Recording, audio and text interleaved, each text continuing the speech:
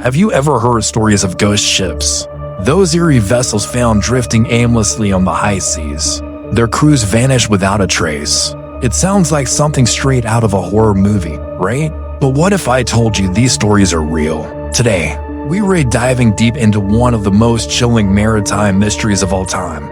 The story of the Mary Celeste. So, grab your life jacket because things are about to get spooky. Our story begins on a cold November day in 1872. The Mary Celeste, a sturdy brigantine, set sail from Newark Harbor, bound for Genoa, Italy. On board was Captain Benjamin Briggs, a respected and experienced seaman, along with his wife, Sarah, their 2-year-old daughter, Sophia, and a crew of 7 skilled sailors. The ship was loaded with a cargo of 1,701 barrels of denatured alcohol, a routine and valuable shipment. The weather was fair, the crew was capable, and there was no reason to suspect this voyage would be anything other than ordinary. For about a week, everything seemed to go according to plan. The ship's log showed daily entries, recording their position and progress, all perfectly normal.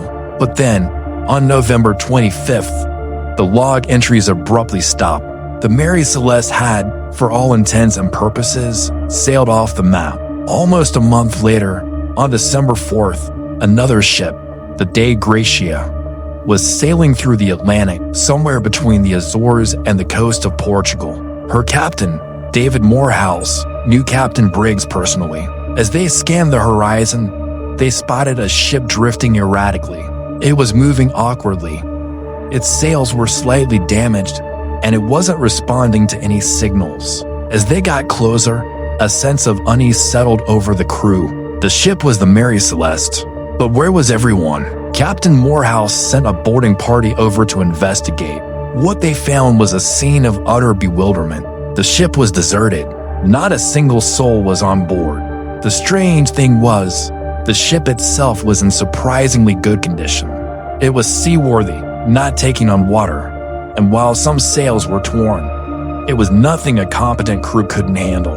The cargo of alcohol was almost entirely intact, with only 9 barrels empty. This immediately ruled out a pirate attack. Pirates would have undoubtedly plundered the valuable cargo. The mystery only deepened as the boarding party explored further. In the crew's quarters, they found personal belongings left behind: clothes, razors, pipes. It looked as though the crew had simply stepped away for a moment and intended to return. In the captain's cabin, they found Captain Briggs's things, his wife's sewing machine, and their daughter's toys. A meal was seemingly half-eaten. The ship's only lifeboat was missing, which suggested the crew had abandoned ship. But why? Why would 10 experienced people, including a captain with his family, abandon a perfectly sound vessel in the middle of the vast, unforgiving Atlantic Ocean? The ship's logbook was found on the chart table. The last entry, as I mentioned, was on November 25th. It gave their position as just off the Azores Islands. This meant the Mary Celeste had been drifting without a crew for over a week, covering hundreds of miles on its own. The ship's sextant and chronometer, essential navigational tools, were also missing, along with the ship's papers. It was as if the crew had evacuated in a hurry, taking only the bare essentials for navigation. But again, the central question remained: why leave? The Dei Gracia's crew managed to sail the Mary Celeste to Gibraltar, where an official inquiry was launched. The authorities were immediately suspicious. The leader of the inquiry, a man named Frederick Solly Flood, was convinced that foul play was involved. He initially suspected the crew of the Dei Gracia had murdered everyone on the Mary Celeste to claim the salvage reward. It was a serious accusation, but there was absolutely no evidence of a struggle or any violence on the ghost ship. No bloodstains, no signs of a fight, just an empty, silent vessel. Solly Flood then turned to another theory. He pointed to the 9 empty barrels of alcohol and a sword found under the captain's bunk, which appeared to have a trace of what he claimed was blood. His new theory was that the crew had gotten into the alcohol, gone on a drunken rampage, and murdered Captain Briggs and his family before escaping in the lifeboat. This theory captured the public's imagination, but it had major holes. First, the alcohol on board was denatured, basically undrinkable industrial alcohol. It would have made anyone who drank it violently ill, not just drunk. Second, the crew had been handpicked by Captain Briggs and were known to be sober, professional sailors. And that blood on the sword, it was later tested and found to be rust. So, the mutiny theory was also debunked. With the official theories going nowhere, a storm of speculation began to brew. And this is where things get really wild. People proposed everything you can imagine. Sea monsters, a giant squid dragging the crew into the depths. It sounds like a Jules Verne novel. But in the face of such an inexplicable event, people were willing to consider anything. Another popular idea was an attack by pirates from the Rif coast of Morocco. But as we discussed, the untouched cargo makes that highly unlikely. Then came the more scientific, yet equally dramatic, theories. One of the most compelling centers on the cargo itself. Remember those 9 empty barrels of alcohol? The theory goes that some of the barrels may have leaked. The denatured alcohol would have created a buildup of flammable vapor in the ship's hold.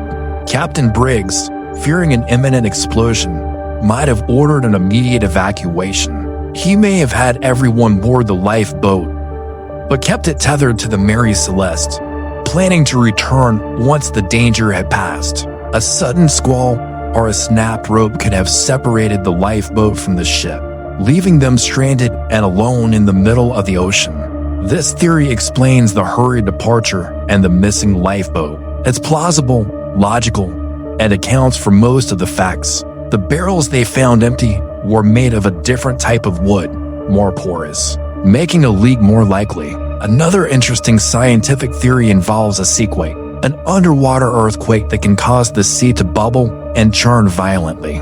This can have looked like the ship was about to be destroyed, frightening the experienced crew into abandoning their vessel. Or perhaps they encountered a waterspout, a tornado over water, which could have been terrifying enough to warrant an evacuation. These theories are possible, but there's no direct evidence for them.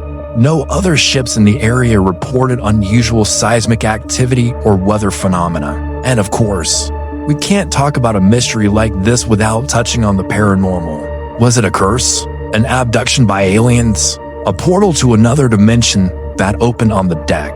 These explanations are, of course, purely speculative, but they speak to the profound sense of mystery that surrounds the Mary Celeste. For over 150 years, the story has resisted a simple explanation, leaving a void that human imagination has eagerly filled. The ship itself became a symbol of the unknown, a true ghost ship that continues to haunt our collective maritime folklore. After the inquiry, the Mary Celeste was returned to its owner, but its reputation was forever tarnished. It was considered an unlucky, cursed ship. It changed hands 17 times over the next 13 years, with many owners losing money on it. Its final captain, in a desperate attempt to commit insurance fraud, deliberately ran it aground on a reef in Haiti in 1885. He tried to set it on fire to destroy the evidence, but the ship stubbornly refused to burn completely. It was a sad, ignominious end for a vessel at the heart of such an enduring puzzle. So what really happened to Captain Briggs, his family, and his crew? The honest answer is, we will probably never know for sure. The ocean keeps its secrets well. The most likely scenario is the alcohol vapor theory, a moment of panic leading to a tragic, irreversible decision. But without survivors or a final log entry, it remains just a theory. The fate of the 10 souls aboard the Mary Celeste is a blank page in history, a question mark floating on the waves. They vanished from the face of the earth, leaving behind an empty ship and a mystery that has captivated and baffled generations. It's a chilling reminder that even in our modern world, there are still corners of the map where the unexplained reigns supreme. The Mary Celeste sails on, not on the Atlantic, but in the sea of our imagination. The ultimate ghost ship. What do you think happened? Let me know your theories down in the comments below. Was it a freak accident, a mutiny, or something else entirely? I'd love to read your thoughts. Thanks for joining me on this deep dive into one of history's greatest maritime mysteries. If you enjoyed this video, don't forget to like, subscribe, and hit that notification bell so you don't miss our next adventure into the unknown. See you next time.